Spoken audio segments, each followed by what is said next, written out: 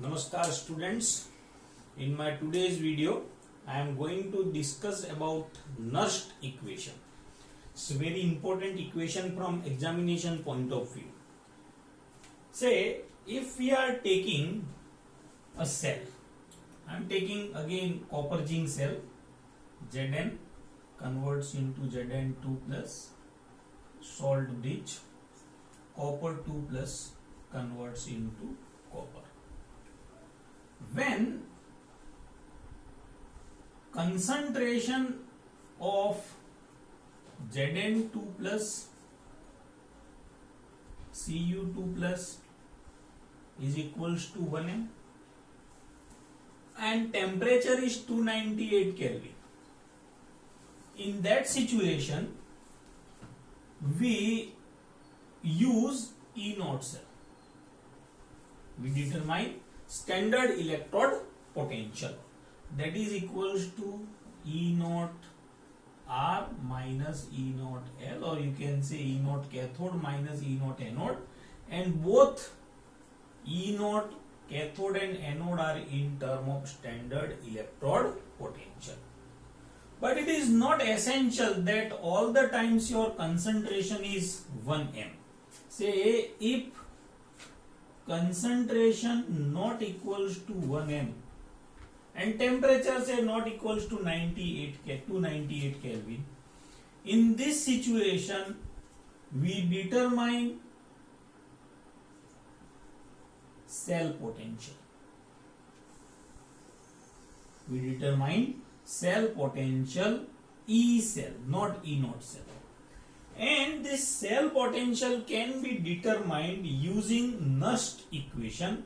I am directly explaining what is Nernst equation. E cell is equals to E0 cell minus 2.303 RT upon NF log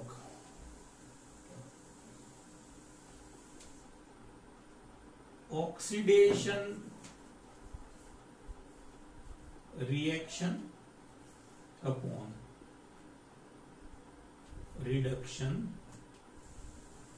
reaction concentration, and that should be in term of Q, that is product concentration upon reactant concentration. Okay.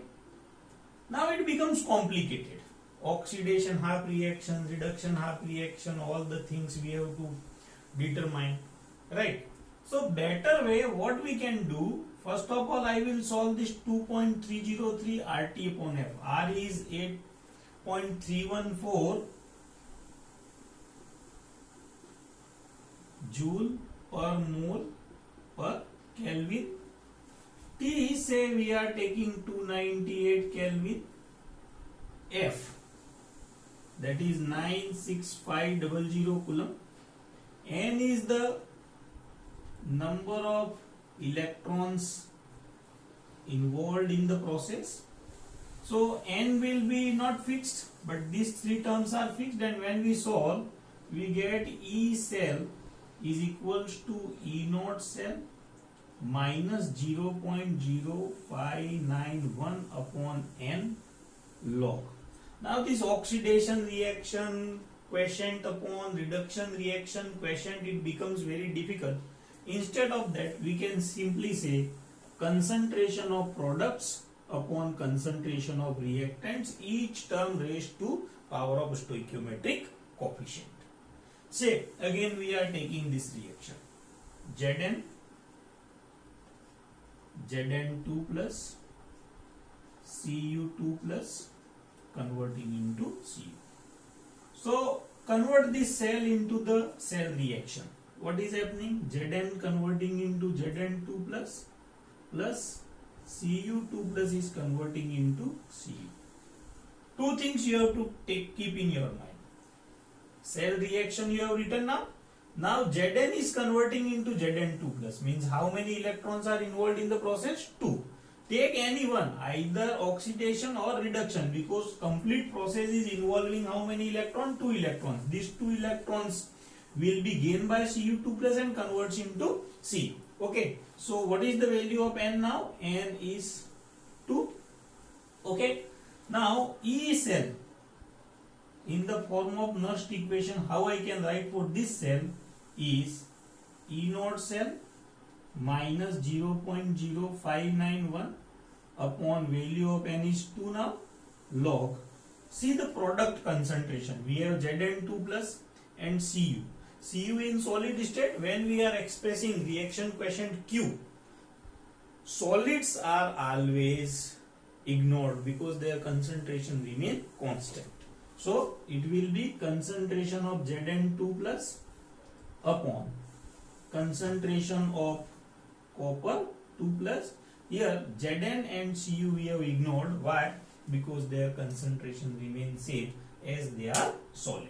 So this is Nernst equation for your copper zinc cell. I am taking another example. Now I am taking copper silver cell. Okay. So when we take copper silver cell, what is copper silver cell? Cu2 plus salt bridge converts into Ag plus 2 Ag. Okay. When you want to write Nernst equation, first of all this cell should be converted into cell reaction. Say copper is converting into copper 2 plus plus twice Ag plus, as I have to balance the charge, converting into twice Ag. So one thing you can predict, what is the value of N? N is equals to 2. Now write down the Nernst equation for this cell. E cell is equals to E naught cell minus 0.0591 upon N, it is 2 log. Now product concentration Cu2 plus, silver is in solid form, we have to ignore it, and see here Ag plus, and most important part here, stoichiometric coefficient should be raised to the power Ag plus to the power 2. Copper solid, we are taking this one. So for copper zinc cell, this is your Nernst equation. I am taking on another example. Say I am making chromium zinc cell. Okay. And for chromium zinc cell, I am taking Cr3 plus Zn converting into Cr2 Zn2 plus. First of all, we have to balance, say twice and thrice. See, charge is balanced now, 3 to the 6 and 3 to the 6. So zinc should be multiplied by 3 and chromium should be multiplied by 2. Clear? Now, what is the value of N? Here, many times we make errors. So this is thrice Zn converting into thrice Zn2 plus. Here 0 charge and here 3 to the 6. Take only one. So 3 to the 6, value of N is 6. Okay. Then E cell is equals to E naught cell minus 0.0591 upon N, value of N is 6 log. Concentration of product, say here Cr is not included, Zn2 plus to the power 3, coefficient should be raised to the power, upon Cr3 plus to the power 2. Okay, so this is Nernst equation for your chromium zinc cell. Okay, clear? So this is how to write Nernst equation. Now using Nernst equation, if we know the concentration of electrolytes and E naught cell, we can easily predict E cell. Few another things. If we want to increase E cell, how it can be done? So if we increase concentration of product side, means Zn2 plus, what happens? when we increase this concentration, as it is negative side, so what happens? There will be decrease in E cell. But if we increase concentration of Cr3 plus, when we increase concentration of Cr3 plus, this is negative term. So what happens? It becomes less and E cell will increase. So we can say कि if concentration of Zn2 plus means electrolyte at anode is increased, E cell will be reduced, and if at cathode is increased, E cell will be increased. Okay, clear? So this is about your Nernst equation. Now when I am talking about Nernst equation, I will write general Nernst equation.